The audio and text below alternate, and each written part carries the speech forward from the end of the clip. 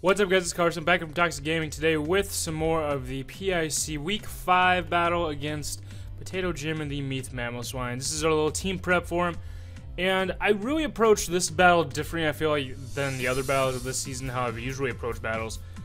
With Jim's team, which I'll name off his draft here. One second, let me get it up on the screen.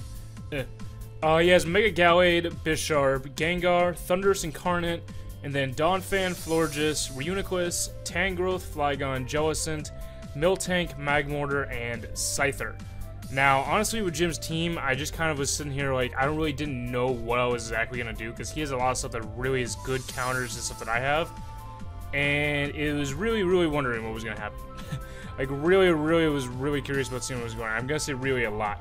But anyway, what I decided to go with was, to start off, we have our new addition to the LA Doublades. We traded out, who did we trade out for this? We traded out Xatu for Sandslash. And so we got Sonic.exe with Rocky Helmet, Sand Rush, Earthquake Knockoff, Rapid Spin, and Stealth Rock with 252 HP, 4 on attack, and 252 defense with an Impish Nature. Basically, he's our reason to get up rocks and be able to take away rocks.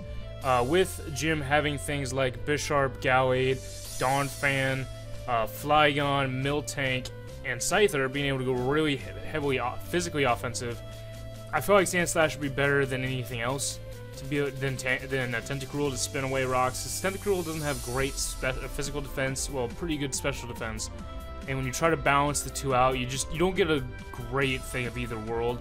You're able to take some of each, but not everything. And Sandslash, I've done a lot of testing with it, and it actually does pretty good work because it can threaten things out with Earthquake and Knockoff, threatening away a Spin Blocker like Gengar by predicting that and bringing in a Knockoff. And really 1v1 against Donphan. The only thing Donphan can really do to Sandslash is if he decides to pack Seed Bomb, or if he has Ice Shard to really do damage to Sandslash. Meanwhile, I can Earthquake, knock off his item, do all of that to him, and then switch out to somebody else. But with Sonic, we actually have Hashtag Unhinged, Quagsire's first appearance for a battle this week, with a Lumberry and Water Absorb, with Scald, Toxic, Recover, and Ice Beam, 248 HP, 252 defense, with a Bold Nature, and 8 special attack. You may be wondering why I'm running 2 really physically defensive walls, and it's just because, honestly, his special attackers in Thunderous, Gengar, and Reuniclus, those are the 3 I'm mainly seeing as special attackers.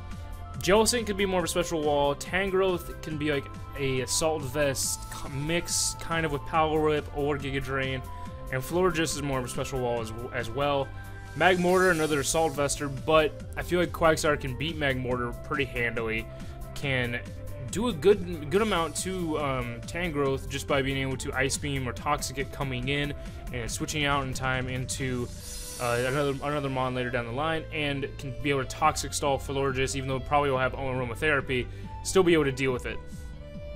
And I have Lumberry on Quagsire. I thought about running a Rest Sleep Talk set with Quagsire, but Lumberry just to come in because I know he's gonna try to probably poison Quagsire pretty quickly, and I had a Lumberry for that one turn of being able to negate that poisoning, no problem.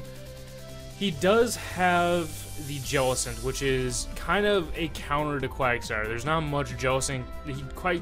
Jellicent can do really more to Quagsire than I can do to it. And all I'm going to have to be able to do is Toxic it and see if we can Toxic Stall any part of them out. But really, Quagsire's here to soak up hits from the Bisharp and Gallade, threaten out with burns, just sit around on the field and annoy the hell out of him and try to get as much residual damage off as possible.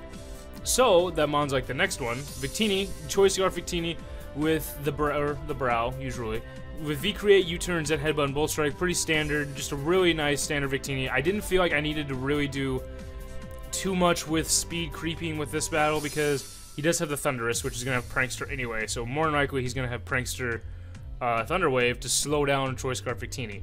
He has the Gengar, which, honestly, I'm going to be able to outspeed a Choice Scarf Gengar and kill with V-Create, but he might Choice Scarf his own Gengar. Like, I could see Jim doing something like that.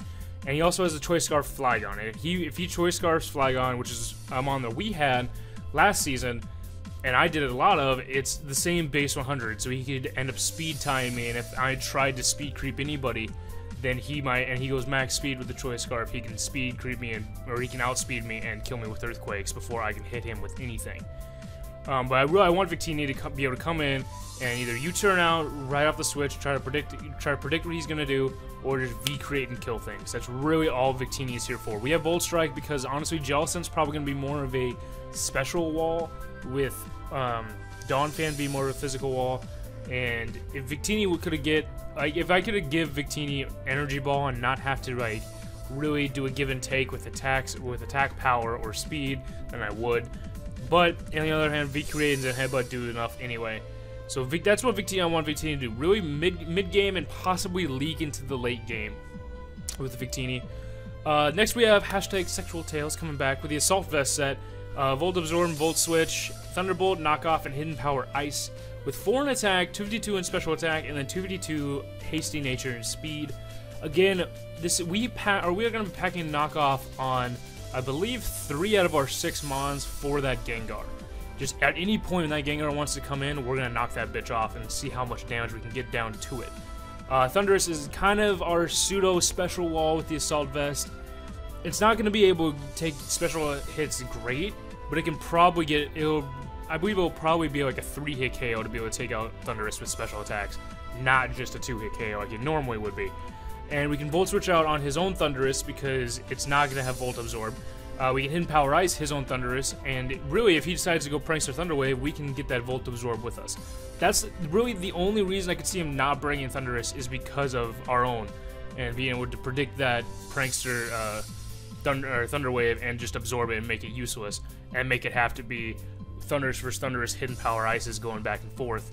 And really, when he knows my Thunderous is stronger attack power than his, and probably could knock his out before he could knock me out, especially now that I have Assault Vest. So that's what Thunderous is here for, kind of a pseudo special defense wall, kind of, just to get damage on his team early and pressure right off the bat. Victini and Thunderous are probably going to be one of our 2 leads, maybe Sandslash to get those rocks up really early if he doesn't have Donphan.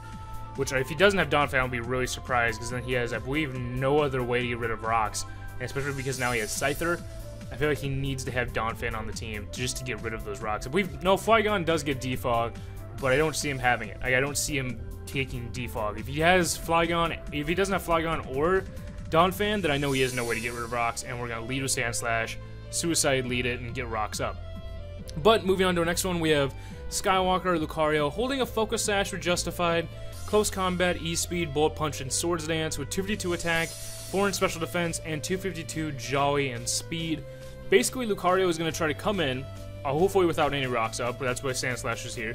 Come in and either force a switch out or set up first turn that Swords Dance. Now, what I could see him forcing the switch out into would be somebody like Gengar, because then we have to Bullet Punch him. And if he switches out and we have full HP and we get a Swords Dance up and he brings in the Gengar, we can Swords Dance again, take whatever hit the Gengar wants to do to us, and then kill with Bullet Punch. Like, the sad thing is we kind of have to Swords Dance again, but then at that point, that Gengar is gone. We can E-Speed and Bullet Punch away. The Jellicent is kind of a problem with Lucario, but I believe Bullet Punch at +4 does like 50%-ish to a non-physical walls variant. But still, we can do a heavy amount to it. And then he has to either risk a Scald Burn or risk trying to Willow us to be able to do it. And with Bisharp being around, and with him probably going to bring Bisharp because of Victini, if he tries to predict knockoffs, I can bring in Lucario. I may lose my Focus Sash, but I'll get a +1 boost. Or, if what he might do is if I bring in Lucario and he brings in Bisharp, he may think I'm going to attack him physically, and maybe he's at like low health, and he thinks I'm going to take him out. I Swords Dance up, and he tries to Sucker Punch me, misses completely. I can Swords Dance up, keep my Sash intact. That next turn, I can simply E-Speed or Bullet Punch him. If he ends up hitting me with the Sucker Punch beforehand, I'll get a boost anyway, kill him, be done with it. That's why we have Lucario. And the Mega Gallade, it would be kind of hard to deal with, but if we can get a +2 Lucario and extreme speed on Mega Gallade, it's going to do a hell of a lot of damage. And basically allow our last mon, TLC, our Mega Pinsir, to clean up. With Mold Breaker as a normal Pinsir, we'll have Aerial 8, you see Mold Breaker now just so you can see like what it would normally have as a regular Pinsir. With Return, Quick Attack, Knockoff, and Rock Slide. Again, Knockoff right then and there because of the Gengar. That Gengar, I know that Gengar, our Gengar or Jellicent is going to be coming. I have a really strong feeling with it now because We switched out Zatu, our defogger, for another rapid spin user. He's probably gonna have something to spin block, and so I want knockoff and as many options as possible. Make a pincer using knockoff, even though it's a Jolly variant, is gonna do a lot of fucking damage. And we have Rock Slide also just really for that Thunderous Incarnate. If he tries to switch that in, predicting a fighting type move, we can get a really super effective, strong hitting Rock Slide off on it, if we can hit it, of course. And also for that Scyther, be able to completely one-shot that Scyther being gone. Maybe get a flinch or two, I don't know. But really, Pincer is going to hopefully come in at the very end and get at least 1 or 2 knockouts with returns, knockoffs, quick attacks, and then if he can't do the job, then hopefully Victini or Skywalker are sitting there in the back ready to go. But that's who we're bringing this week against Jim. Again, it is Potato Jim. He's the one guy, or he's, I believe, one of 2 people that we lost to last season. And even though we're on kind of a down losing streak, we can get this. I know we can. It's a very tight. Me and Jim drafted very close. I would say damn near identical for some of our strategies that we were drafting. Almost down to I got one Thunderous and he got the other. But it's going to be really tight. It's going to be really nice to see what happens. Hope you guys are looking forward to the battle on Thursday. I'm going to get up and out here and get ready for the battle. So thank you guys for coming out. I'm Carson. This is Toxic Gaming. And as always, you guys stay toxic. We'll see you guys.